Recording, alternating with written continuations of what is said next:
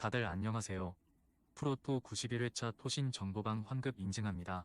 당첨금은 세후 금액인 거 알고 계시죠? 다들 아시겠지만 한 경기 취소되어 당첨금이 반토막 났지만 그래도 당첨 모두 축하드리며 오늘 경기도 분석 시작해보겠습니다. 금일 첫 번째 경기 가와사키 대 간바 오사카 분석 시작해 보겠습니다.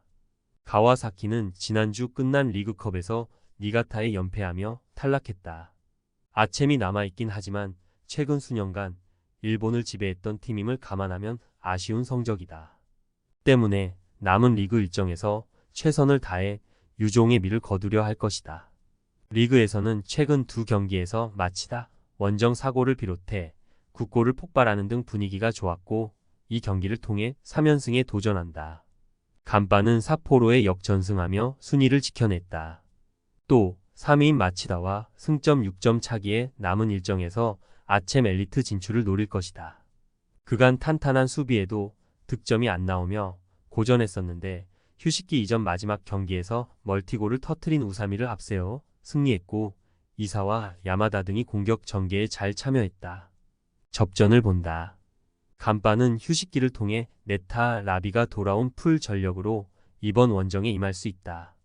다완과 네타 라비가 중원에 나서 가와사키의 공세를 저지할 것이고 나카타니가 에리슨을 경기 내내 그림자처럼 마크할 간바가 원정에서 중요한 승점 1점을 챙길 것이다. 금일 두 번째 경기 비셀고베 대 FC 도쿄 분석 시작해 보겠습니다. 고베는 리그 연승을 이어가며 2위를 달리고 있다. 히로시마와의 승점 차이가 1점에 불과하고 3위인 마치다와는 간격을 벌렸다. 지난 시즌 우승을 차지하며 일본 최강팀으로 군림했는데 이제 리그 연속 우승을 향해 달려가고 있다. 휴식기 전 마지막 경기에서는 사사키와 패트릭 등 교체로 들어온 선수들이 골맛을 봤고 하츠세가 경기 내내 측면 돌파로 기회를 제공했다. 도쿄는 휴식기 전 4경기에서 무패를 기록했다.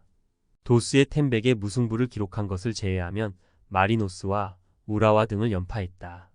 전력에 비해 성적이 나지 않는다는 평가를 들은 팀인데 이번 시즌은 나아진 성적을 내고 있다. 이 경기는 최고의 흐름을 보여주는 고베를 원정에서 만나기에 수비 위주로 경기에 나설 것이다. 고베의 승리를 본다. 도쿄는 다카이로와 히가시 등이 중원에서 백포를 보호하며 실점하지 않는 데 집중할 것이다. 노자와 키퍼의 컨디션도 최근 좋았다. 그러나 우승을 위해 승리가 필요한 고베의 의지가 더 강할 것이다. 이데구치와 오기아라가 중원에서 점차 주도권을 잡을 것이고 오사쿠 유야가 문전 침투로 해결할 고베가 연승을 이어갈 것이다. 금일 세 번째 경기 요코하마 F 대 니가타 분석 시작해 보겠습니다. 마리노스는 지난주 끝난 리그컵 준결승에서 합계 3대4로 나고야에 패하며 결승에 가지 못했다. 진출했다면 결승 상대가 될 니가타 상대로 홈에서 기선 제압을 노릴 수 있었기에 아쉬운 나고야 전이었다. 그래도 니시무라와 우에나카 등이 골을 터뜨렸고 마테우스 양과 에우베르의 측면 경기력도 좋았다. 이 경기는 잘하는 홈이기에 더 공격적으로 승부를 볼 것이다. 니가타는 리그에서 나고야 원정을 시작으로 4연패 중이다. 그 기간 최소 실점이 3.1 정도로 부진한 경기로 연패했다. 그러나 어매치 휴식기 기간 있었던 리그컵 준결승에서 난적 가와사키를 연파하며 결승에 진출했다. 승격된 지 2시즌 만에 우승 트로피를 들어올릴 기회를 잡았다. 마리노스의 승리를 본다.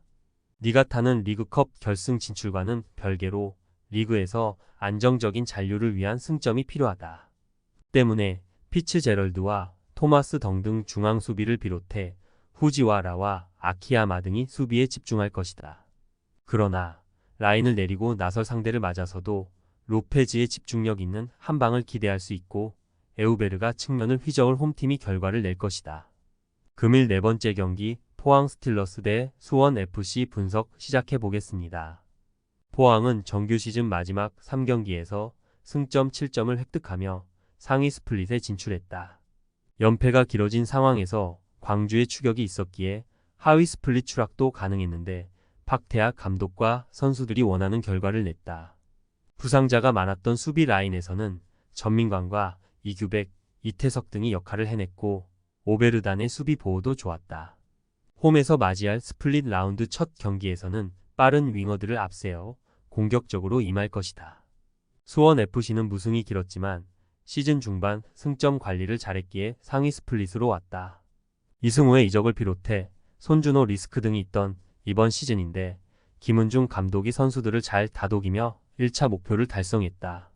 그러나 안데르손을 제외한 선수들의 최근 부진이 길어진 것은 사실이다. 포항의 승리를 본다.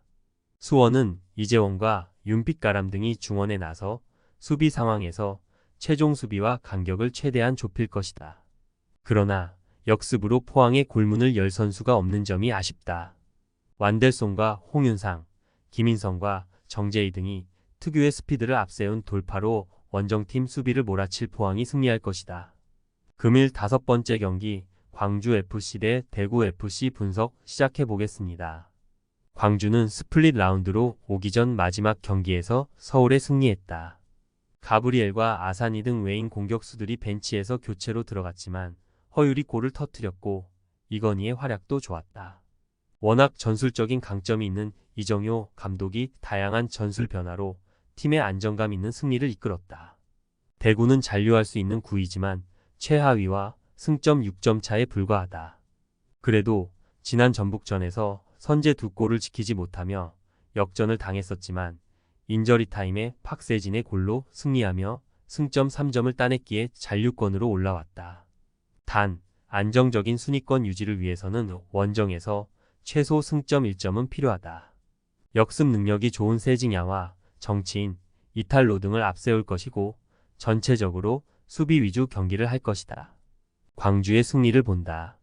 대구는 세징야와 바셀루스, 이탈로 등이 전방 압박을 통해 상대의 빌드업 플레이를 방해하려 할 것이다. 그러나 광주는 정호영과 박태준 등 리그에서 볼 간수를 가장 잘하는 중앙 미드필더진이 있기에 상대의 의도대로 경기가 흐르지 않게 할 수 있다. 아사니와 이균의 침투로 상대 수비를 흔들 광주가 승리할 것이다. 토신 최종 조합은 영상 아래 고정 댓글로 말 걸어주시면 토신 정보방에서 무료로 공유해드립니다. 제발 손해보면서 토토하지 말고 다같이 웃으면서 즐겁게 베팅합시다.